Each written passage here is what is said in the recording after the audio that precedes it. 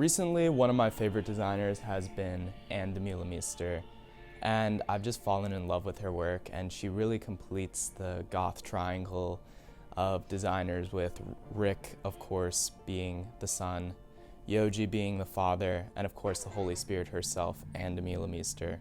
And I just wanted to give you guys a little bit of intro, as well as talking about her punk influence, which is really predominant in her own work.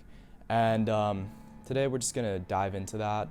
Her punk influence is a little different than, say, Undercover, where it comes mainly from like traditional punk such as the Sex Pistols. Her influence is more ingrained in kind of goth and proto-punk. Think of, for example, Sue and the Banshees or Patti Smith. So Ann Demeulemeester's story starts in Belgium, where she initially went to art school and had very little to none interest in fashion. However, what she was interested in was Patti Smith. She found her album Horses when she was 16 and became heavily inspired. And it proved to be a life-changing album for her, as Patti Smith would be a very great influence on her as well as her work. Her interest in fashion initially came from her interest in drawing, which she was in art school for. She would often find herself drawing people and become more and more interested in not only them, but what they were wearing, and that soon translated into an interest into fashion. Anne's story then transitioned into her finding more colleagues at the Belgium Royal Academy of Fine Arts, who were the Antwerp Six, which does not include Maison Margiela, as many people will often say. Her and the Antwerp Six took their collections to London Fashion Week, where they then presented and became highly esteemed designers and all put their names on the map as far as some of the greatest designers of all time. And then Anne, of course, started her own line in 1985, where she has since been one of the most highly esteemed designers in all of fashion. As said before, Anne's main influence is Patti Smith. Patti Smith was part of the New York proto-punk scene, and proto-punk pretty much means before punk itself was a thing. Think less of the Sex Pistols. Before all that was there, proto-punk was kind of more resembling of post-punk. It wasn't as messy or defined as just loud, abrasive. It was more of a mix of many things that were just traditionally against the norms of what was popular music at the time. Proto-punk is more in tune with how post-punk sounds, and Patti Smith was very influenced by proto and post-punk. Of course, many of her collections featured music from television. Patti Smith, of course, Nick Cave and the Bad Seeds, Sonic Youth, and of course the Velvet Underground, all very prevalent and in proto and post-punk. Patti Smith was the godmother of punk, as it is said, and her music, as well as the other artists I mentioned before, are very different from traditional punk. You can hear it in their sound. They're a bit more elegant and kind of hold themselves to a more artistic standard than they do see themselves in the punk crowd. You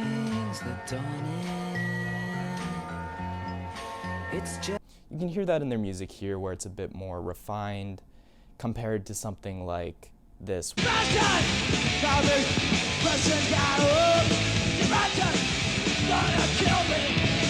where it's more noisy, abrasive, and chaotic. Yet it is equally chaotic, just in a different sense, and it is still very much punk music. This elegance and kind of artisticness is something that Anne carries with her, as her designs are more elegant and they're perfectly cut. What you should know about Ann Demeulemeester is that she has some of the best cuts in the fashion industry. Everything is cut perfectly well, extremely well tailored, and this kind of elegance and perfection comes from these bands like Television or Patti Smith, Nick Cave and the Bad Seeds, and it's very different from what you would normally think of punk fashion as it being kind of not well fit, rugged. Anne's focus on cuts comes from two Japanese designers. Two of her favorite designers, which played a large role on influencing her own work, would be Yohji Yamamoto and Rei Kawakubo. The two avant-garde designers had a massive influence on Anne, and they're one of the reasons that many of her collections are monochromatic, mainly black. Anne's work was not solely monochromatic because of these two designers, it was also because of her influence from Gothic culture. We can see this in her references to Gothic literature as well as Gothic fashion and music.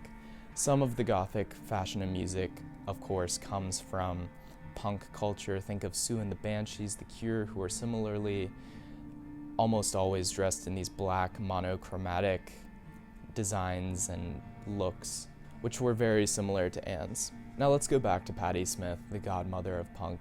The album Horses, which features photography from Robert Mapplethorpe, was the one in which Anne was heavily inspired by. On the cover, taken by Robert Mapplethorpe, you can see that Patti Smith is wearing a men's masculine kind of white button-up shirt, as well as men's trousers, as well as having a suit jacket slung over her shoulder. And this would play a heavy role in Anne's own fashion, as she took heavily from this kind of androgynous look and fashion. We can see this in how very often she uses elements of masculinity in women's clothing, as well as elements of femininity in men's clothing. Anne herself even put the men's clothing and women's collections together in 1997, and often was quoted in saying men and women can get along together in everyday regular situations, so why can't they get along together in a collection? Anne herself, being so heavily influenced by Patti Smith, sent some of her work to Patti Smith, and the two eventually struck up a friendship. And now Patti Smith has been quoted in saying that she will never go on stage without wearing something from Ann Demeulemeester, as her clothes capture her essence so well. One of Anne's most well-known pieces are her combat boots. Her combat boots are definitely a staple and are on many people's grailed wish lists, and they often feature these unconventional kind of punk designs, as well as combat boots being influenced by punk imagery and popularized by them. A great example of this is the backlace boots, which are combat boots, yet they keep a certain elegance to them and have this kind of avant-garde design as they are laced backwards around the back. This shows Anne's ability to be creative and unconventional while also being elegant and appealing to the consumer. Similar to the likes of Helmut or Margiela, Anne's clothes are very much meant to be worn. They aren't so avant-garde as Comme can often be, or unwearable. Her clothes are meant for a certain person whose personality is often drawn to them. She's often regarded as a minimalist like Jill Sanders or Helmut Lang, yet she often breaks that mold with some of her most interesting and thought-provoking looks that capture punk and rebellious spirit.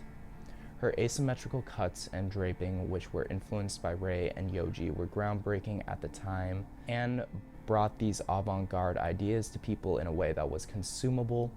She very much catered to these people who were like her, artists and admirers of it. Her constant references to literature such as Allen Ginsberg or E.E. Cummings, or even artists like Jackson Pollock, made her work a beautiful synthesis of all things rebellious yet elegant. In 2013, Anne left her label in the hands of Sebastian Meunier, yet the spirit and zeitgeist of Anne's work remains to this day. Anne's work has always been able to tell the story of a certain person very well. Both Patti and Anne are storytellers. While Smith tells her story through music and Anne tells her story through clothes. And with those clothes, she also equips people to tell their own story. Elegance with rebellion, beauty and darkness, black and white. A Demeulemeester jacket or dress may be unrecognizable from a distance, but up close it has a certain line or attitude that is immediately identifiable. Anne doesn't want to project an image so much as she wants to tell a story. Her story and our story. Thanks for watching, you guys. Just wanted to kind of equip you with a basic knowledge of Anne and her work and why I find it so interesting. Please like and subscribe so I can keep making these as much as I love to. And yeah.